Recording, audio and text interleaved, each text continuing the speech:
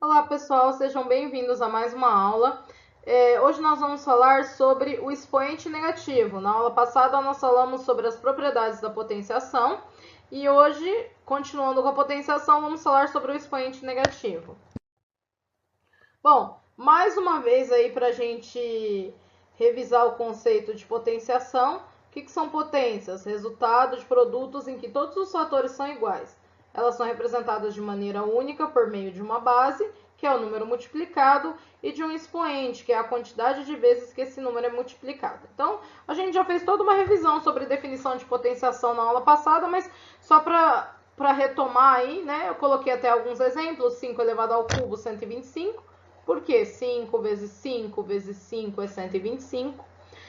Menos 3 elevado a 4 é 81 positivo, porque base negativa, expoente par, potência positiva, e multiplicando 3 por ele mesmo 4 vezes vai resultar em 81. E também relembrando aí do todo número elevado a zero é 1, né? 12 elevado a zero é 1. Só que todas as potências que a gente viu, todas elas têm expoente positivo. Hoje nós vamos ver o que a gente tem que fazer quando o expoente é negativo. Quando o expoente de uma potência é negativo, nós usamos algumas propriedades da potenciação de frações. A gente vai precisar das frações para poder resolver as potências com expoente negativo. Então, antes de começar o expoente negativo em si, eu fiz um resuminho aqui para a gente revisar como a gente calculava potências de frações, né? Potenciação de frações. A potenciação de frações é feita elevando o numerador e o denominador ao expoente dado. Então, a gente vai elevar o número de cima e elevar o número de baixo normal. Todas as outras propriedades valem para as frações também. A questão do número elevado a zero é 1, a questão da base negativa, expoente par, potência positiva, a base negativa, expoente ímpar, potência negativa. Todas essas propriedades valem para as frações também. O negócio é que aqui a gente tem dois números para elevar, tanto de cima quanto de baixo. Lembrando que isso é importante, esse b aqui que eu coloquei diferente de zero, porque o denominador ele nunca pode ser zero. Tá? Não existe divisão por zero, então a fração não pode ter denominador zero. Bom, então se eu tiver a sobre b elevado a n, é a mesma coisa que a elevado a n sobre b elevado a n. Aí eu coloquei alguns exemplos aqui, ó. 2 terços elevado ao quadrado é a mesma coisa que 2 ao quadrado sobre 3 ao quadrado. 2 ao quadrado dá 4 e 3 ao quadrado dá 9. Gente, mais uma vez, o parênteses é importante. Por quê? Nesse caso aqui, ó, vocês podem ver que não foi colocado parênteses. E aí, o que acontece? Quando eu coloco 3 ao quadrado sobre 4 sem parênteses, fica como se o quadrado fosse só do 3 e o 4 não tem nada a ver com isso. Tá? Então, aí, a minha resposta aqui seria 9 quartos. Se eu tivesse o parênteses 3 quartos ao quadrado, a minha resposta seria 9 sobre 16. Então, cuidado, o parênteses é importante quando eu tenho sinal de menos, o parênteses é importante quando eu tenho potência de potência, e o parênteses é importante quando eu tenho potenciação de fração, tá? Senão o expoente fica só para o numerador. Agora, entrando aí no expoente negativo, que é o tema da nossa aula, como que a gente faz o cálculo de uma potenciação com expoente negativo? Nós temos que, a regra é inverter a base e fazer o cálculo normal, tá? Então, se eu tenho x elevado a menos n, eu vou inverter a base, que é o x, a base é o x, e aí eu vou elevar ela a n positivo. Sempre que eu inverto a base, eu troco o sinal do expoente. Pessoal, inverso é uma coisa, oposto é outra, tá? Inverso é inverter, o numerador vai para o denominador vai para o numerador. Quando eu uso a palavra oposto, significa trocar o sinal. No caso, quem é oposto aí é o expoente, eu troquei o sinal do expoente. Então, a regra é inverter a base e trocar o sinal do expoente, e aí fica positivo. Vamos ver alguns exemplos disso. Ó, o primeiro exemplo que eu coloquei é o 4 elevado a menos 3. 4 elevado a menos 3 é a mesma coisa que 4 sobre 1 elevado a menos 3. Sempre que o número é inteiro, 4, 2, 7, menos 8, 1, 3... Sempre que ele é inteiro, ele não tem denominador. Ah, mas como que eu vou inverter o 4? Quando ele não tem denominador, é como se eu tivesse 1. Por quê?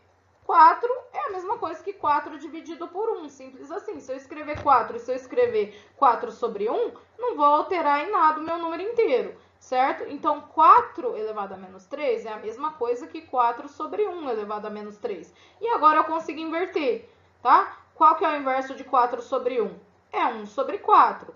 Como eu inverti a base, o meu expoente, que era negativo, passa a ser positivo. Então, ele passa a ser a 1/4 elevado a 3. Então, sempre que não tiver nada embaixo, sempre que eu não tiver denominador, eu vou colocar o número 1. 1/4 elevado a 3 é a mesma coisa que 1 elevado a 3 sobre 4 elevado a 3. E isso resulta numa potência de 1 sobre 64. Até porque 1 elevado a qualquer número é sempre 1, tá? E 4 vezes 4, 16, vezes 4, 64. Essa passagem aqui, ó, a gente não precisa ficar fazendo ela, tá? Eu fiz aqui só para vocês entenderem o processo, tá? Mas a gente poderia ter colocado, o resultado direto. Bom, próximo exemplo. Esse outro exemplo que eu tenho aqui, 8 nonos elevado a menos 2. Nesse caso, eu tenho numerador, eu tenho denominador. Então, eu não preciso do 1. Eu vou inverter o 8 nonos, vai ficar 9 oitavos. O menos 2 passa a ser 2 positivo. E aí, eu vou ter 9 ao quadrado, 81. 8 ao quadrado, 64. Tá? Outro exemplo, aqui, gente, não sei se está dando para enxergar, mas é menos 3, tá? 3/4 elevado a menos 3. Mesma coisa, eu vou inverter a base, 3/4 passa a ser 4/3, o menos 3 passa a ser positivo aqui, o expoente positivo. 4 elevado a 3, eu tenho que 4 vezes 4 é 16, vezes 4, 64. 3 vezes 3 é 9, vezes 3 é 27, tá? Lembrando que a regrinha da base negativa, expoente par, resultado positivo, também vale aqui. Ó, eu tenho menos 2/3 elevado a menos 4. Eu vou inverter a base, mas em momento nenhum eu vou trocar o sinal da base. A gente só troca o sinal do expoente. Então, menos 2/3, quando eu inverto a base, passa a ser menos 3/2. O menos continua. Como está elevado a 4 e o 4 é um número par, então a minha potência, nesse caso, vai ser positiva. 3 elevado a 4 é 81 e 2 elevado a 4 é 16. E por último aqui, ó, as potências de 10. Nós vemos as potências de 10 com expoente positivo. No caso das potências de 10 com expoente negativo, elas vão resultar num número decimal, que eu vou passar aqui no próximo slide para vocês. 10 elevado a menos 1. O inverso de 10 é 1 sobre 10. 1 sobre 10 elevado a 1, todo número elevado a 1 dá ele mesmo, que no caso é 1/10. 1/10 a gente pode escrever como 0,1.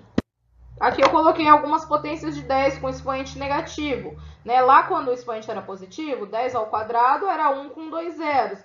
10 à quinta, 1 com 5 zeros. 10 à sexta, 1 com 6 zeros. Né? Então, agora aqui na base 10, expoente negativo, o que vai acontecer? Se eu escrevo 10 a menos 1, é como se eu estivesse escrevendo 1/10. Quando eu escrevo 10 a menos 2, seria 1/10 ao quadrado, 1 sobre 100.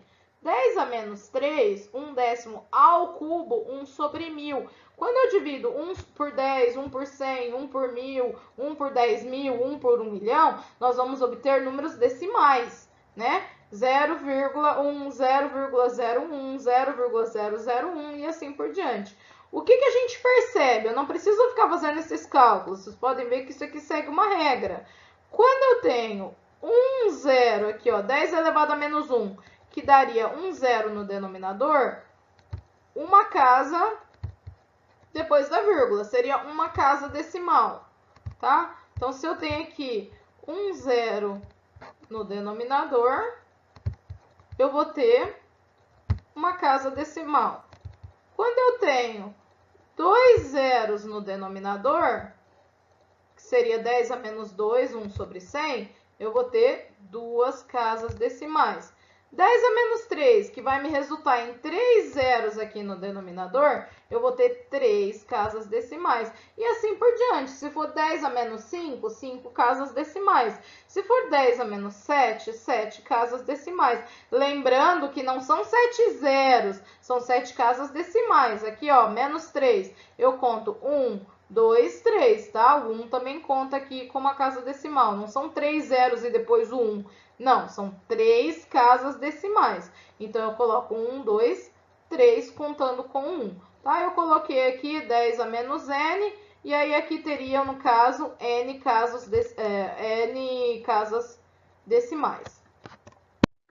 Bom, e para finalizar, então, aqui uma questão para a gente resolver, né? Calcule o valor das potências. Eu tentei colocar um exemplo de cada. A primeira aí, 7 quartos elevado ao quadrado. Vocês podem ver que eu fiz direto aqui. A gente não precisa fazer aquela passagem do 7 ao quadrado sobre 4 ao quadrado, tá? Pode colocar o valor da potência direto, mas aí também tanto faz. 7 ao quadrado é 49, 4 ao quadrado é 16. O segundo exemplo, menos 1 sexto ao cubo. Então, menos 1 sexto, como a base é negativa, o expoente é ímpar, a potência vai ser negativa. 1 elevado a qualquer número, a gente não precisa se preocupar, sempre vai ser 1. E aí eu vou ter 6 elevado ao cubo, 6 vezes 6, 36, vezes 6, 216. 12 quintos elevado a zero, assim como todo número elevado a zero é 1, mesmo que seja fração, sempre vai dar 1. Aqui eu também coloquei para vocês atentarem mais uma vez a questão da importância do parênteses, tá? 13 ao quadrado sobre 9. Como eu não tenho parênteses, o quadrado é só do 13, não é do 9. Então, 13 ao quadrado, 13 vezes 13, 169 sobre 9. 2 elevado a menos 3, né? Que é o caso do número inteiro com o denominador 1. O inverso de 2 é meio. Meio ao cubo. Eu preciso colocar o resultado aqui, né? Seria 1 sobre 8, tá? 1 vezes 1 vezes 1, 2 ao cubo é 8, 1 oitavo. E o 10 a menos 5, que a gente comentou, né? Que se é 5, então eu vou colocar 5 casas decimais, tá? Seria 0,00001. Então, 10 à quinta positivo daria 100 mil, né? Seria 1 com 5 zeros. 10 a menos 5, expoente negativo, eu tenho aí 5 casas decimais, 0,00001. Bom, pessoal, por hoje é só. Espero que vocês tenham gostado. Não se esqueçam de fazer as atividades propostas e até a próxima aula.